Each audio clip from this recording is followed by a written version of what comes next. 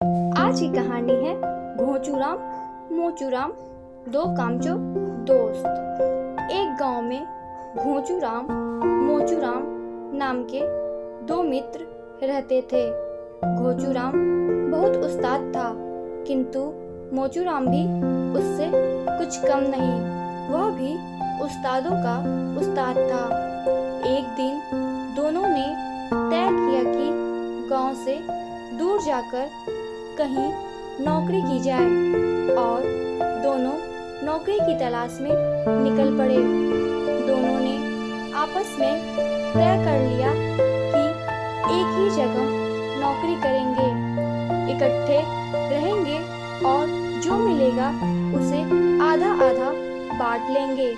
शहर में आकर दोनों बहुत दिनों तक भटकते रहे, लेकिन ऐसी नौकरी ना मिली जहां दोनों एक साथ रह सकें।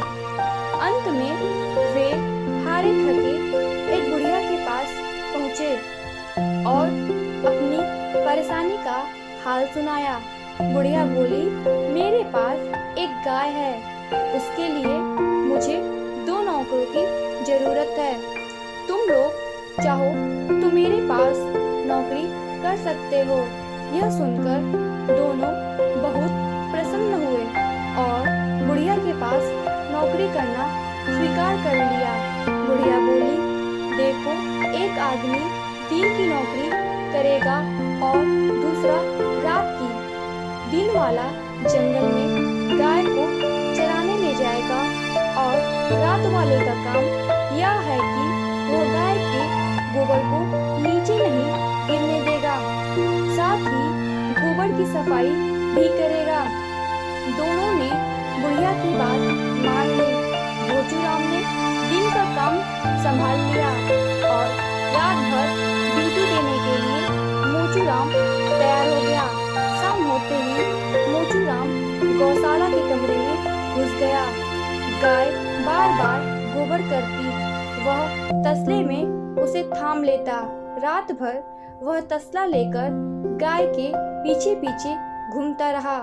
नींद से उसकी आंखें मूंदने लगीं, किंतु डर था गाय जाने कब गोबर कर दे। वहां सो ना सका। प्रातः होने तक वह थक कर चूर हो गया। सुबह हुई। घोंचूराम ने पूछा, कहो उस्ताद, रात कैसे कटी? मोचूराम बोला, उस्ताद जी, बड़ा मजा आया। मालूम न पड़ा कि मैं कहाँ हूँ और रात निकल गई। अब घोंचूराम की बारी थी। उसने गाय को गौशाला से निकाला और छड़ी लेकर उसके पीछे हो लिया।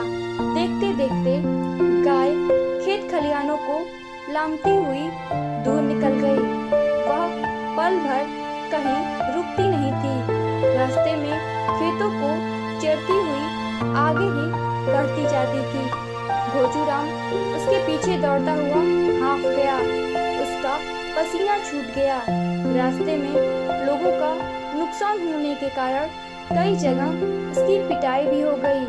जगह जगह गालियां और दुत्कार भी मिली। धूप में मीलों दूर निकल जाने के बाद एक नदी किनारे गाय रुक गई। उसने पानी पिया और घर लौटते हुए उसी तरह भागने लगी। दिन आने जाने में निकल गया। शाम ढलने पर घोंचूराम गाय के पीछे पीछे भागता हुआ थका हारा घर लौटा। शाम को मोचूराम ने हाल पूछी तो उसने बताया, गाय के साथ जंगल में जो मजा मिला उसका वर्णन नहीं हो सकता। गाय क्या सही मायने में गौ माता है। बड़ी ही सुशील, शांत और सहज स्वभाव की है। यहाँ से सीधे नदी के तट पर पहुंची। वहाँ हरे घास का मैदान है। किनारे पर एक घने पत्तों वाला बरगद का पेड़ है। गाय वहीं चरती रही और मैं पेड़ के नीचे तानपुरा बनकर पड़ा रहा। शाम को इसने नदी में पानी पिया और अपने साथ मुझे सीधे घर ले आई। गाय के साथ आया देखकर लोग मुझे कृष्ण कन्हैया कहकर बुलाने लगे।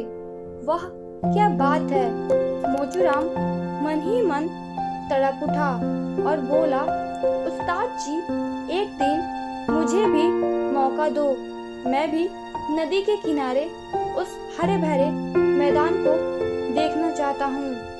गाय के साथ देखकर लोग मुझे भी कृष्ण कन्हैया कहकर बुलाने लगेंगे। सचमुच कितना मजा आएगा। भोचूराम चाहता ही था कि किसी तरह दिन की नौकरी से पीछा छूटे, इससे तो रात की नौकरी अच्छी। वह बोला, क्यों नहीं, तुम चाहो तो हम आपस में नौकरी बदल लें। सुबह की नौकरी तुम कर लो और रात वाली तुम्हारी ड्यूटी मैं कर लूँगा। दोनों में बात पक्की हो गई। अगले दिन जंगल जाते हुए भोचूराम बोला कि जंगल में केवल सोने का काम है, इसलिए चरवाई भी अपने साथ लेते जाओ। मोचूराम ने गाय को गौशाला से निकाला और चौपाई सिर पर रखकर उसके पीछे हो लिया। छूटते ही गाय दुम दबाकर भाग निकली। मोचूराम सिर पर खाट उठाए उसके पीछे दौड़ने लगा। सोचता रहा, गाय सीधे नदी के किनारे घास के मैदान में पहुंचेगी, वहां जाकर अपना चारा लेगी और मैं ठंडे बरगद के पेड़ के नीचे खाट बिछाकर मस्ती में पड़ा रहूंगा। कितना मजा आएगा। वह सोचता जा रहा था और गाय पवन वेग से भागती ही जा रही थी। लोगों के खेत खलिहानों को रौंदती हुई मोचूराम भी उसके पीछे भाग रहा था। अब मैदान आया, तब मैदान आया, लेकिन मैदान का कहीं पता नहीं मिला। ना बरगद का पेड़ ही दिखाई दिया। ऊबड़ खाबड़ जंगल और सूखी झाड़ियों के बीच गाय के पीछे भागते हुए मोचूराम बुरी तरह थक गया।